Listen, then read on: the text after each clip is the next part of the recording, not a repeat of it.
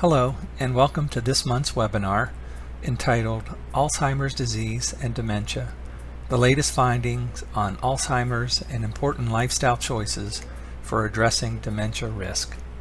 This is Gary Sams, the Chief Wellness Officer for Ebix Benefits Administration and Wellness, and I'm pleased to be with you this month to talk about another important topic that I'm guessing most of us have encountered with someone, perhaps even ourselves or a loved one that has had an issue with dementia and perhaps Alzheimer's disease. As you'll find out today in the presentation, it certainly is a growing challenge and issue for us from a public health perspective as our population ages and the prevalence of these problems increases. Today, I'm going to really talk about three things. What is dementia and Alzheimer's disease? Talk a little bit about some definitions and just exactly what we're talking about here. I'm going to talk briefly about how big a problem it is, how many people it impacts, and finally, and of course most importantly, from our perspective in a wellness program, we want to talk about what we can do to perhaps prevent or delay the onset of issues around dementia and Alzheimer's disease. So first, let's talk a little bit about what dementia is and particularly what Alzheimer's disease is. And I should start by saying that in the research that I did for the presentation, a quote really stood out to me, and this makes a lot of sense, and that is that if you've seen one person with Alzheimer's, you've seen one person with Alzheimer's, meaning that the disease affects everyone differently.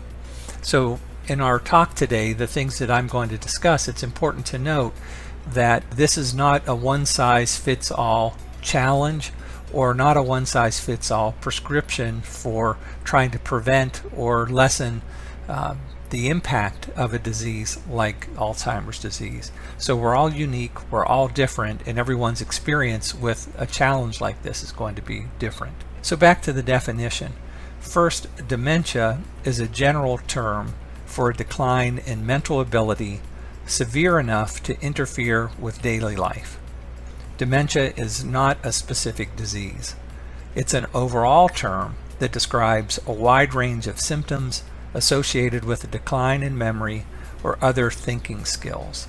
And that's from the National Institute on Aging. That's where that definition came from. Often I'll get asked the question, well, what are the signs of dementia? And there are several. Some of the most prominent include the following: repeating the same story or question over and over, getting lost in a familiar place, delusions or agitated behavior, noticing problems with language, movement, or recognizing objects, memory or concentration problems, difficulty following directions, getting disoriented about time, people, and places, neglecting personal safety, hygiene, and nutrition. And again, there are others, but those are some prominent ones.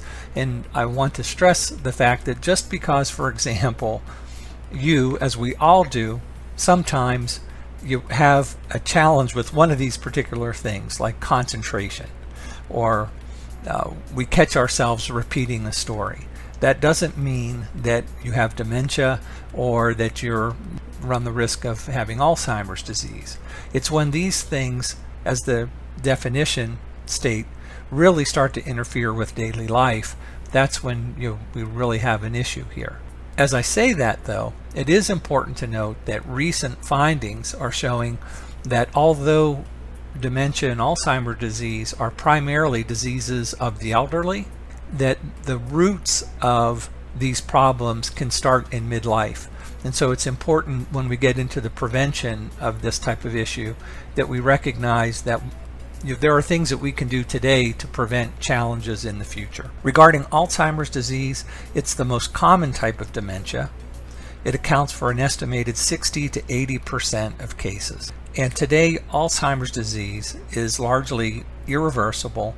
It's a progressive brain disorder that slowly destroys memory and thinking skills, and eventually the ability to carry out basic functions. And I know that sounds kind of depressing and hopeless, but the reality is that's not the case. I'm going to talk about a resource at the very end of the presentation and some studies that are really showing some promise. So now that we've defined what dementia and Alzheimer's are, let's talk very briefly about how big a problem it actually is. Alzheimer's disease really has to be considered a public health crisis, and there are many reasons for that. First, the burden is very large and it's growing. As we mentioned, our elderly population, and this is a good thing, is growing. We're living longer, but as we do, the number of folks that are addressing this issue is growing as well.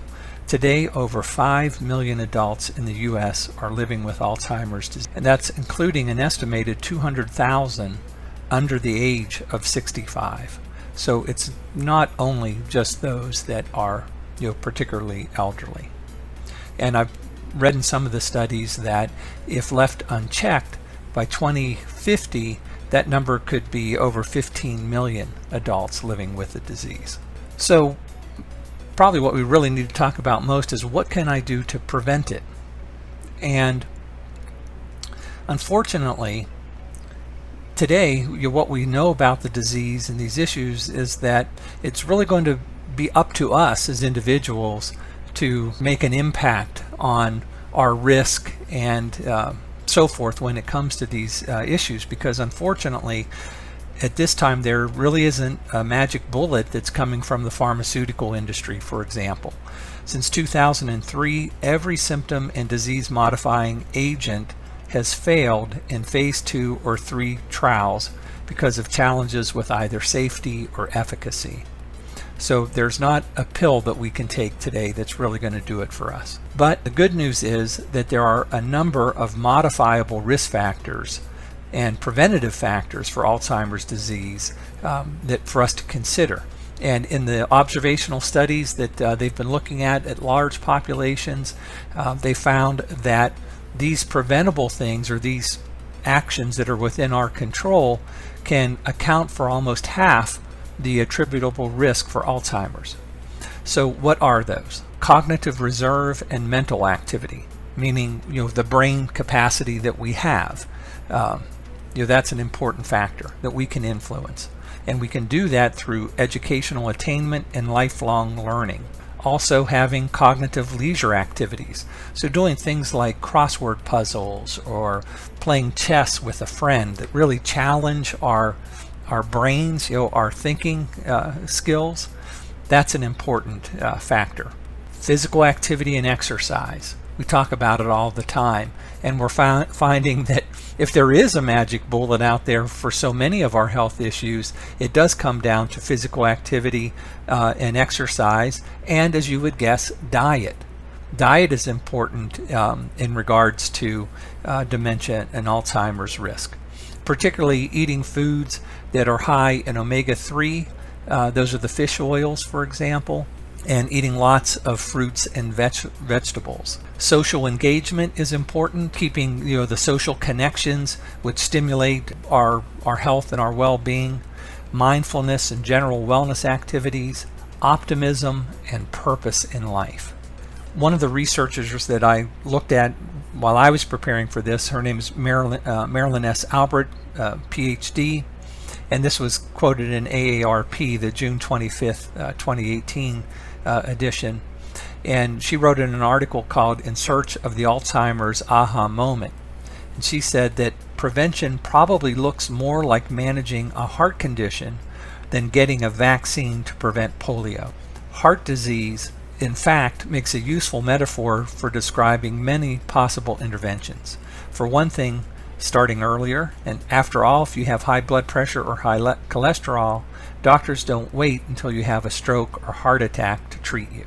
Finally, I want to talk about one particular resource that I found very encouraging and useful, and that's a book by Dr. Dale E. Bredesen, MD. He's a researcher, professor from UCLA, and he wrote a book called The End of Alzheimer's, the first program to prevent and reverse cognitive decline. And what he states is that Alzheimer's isn't one disease, it is really 3 different diseases with as many as 40 different potential causes or conditions to address. And I really like a metaphor that he gave, in his book and in his talks. He says, if we had a roof, or think of Alzheimer's and dementia as a roof with 30 or 40 holes in it. What we need to really do is to uncover where those holes are and begin plugging each one of them to make an impact on the soundness of our roof, whether we get leaks or not. And so he identified these different metabolic factors, things like micronutrients, hormone levels, the amount of sleep that we get, coming in contact with toxins like mold, for example. Again, there's over 36 of them that they've discovered. And in his research, as they address each one of those various factors, they're showing significant impact on the person who's suffering with dementia or Alzheimer's disease. So I really encourage you, if you're facing this or a loved one is facing this, to look at this as a resource. So as always, I want to thank you for your time and attention. I apologize for going a little over the 10-minute mark here, but this is an important topic with lots to discuss. And I know the presentation could have presented some challenges for you, particularly if this is something that you're dealing with, or that you know of a loved one, a close friend or relative that has this issue. But I hope you'll take away from the presentation the fact that there is hope for the future. Just this past month in June, AARP, for example, announced that it was going to invest $60 million into the Dementia Discovery Fund.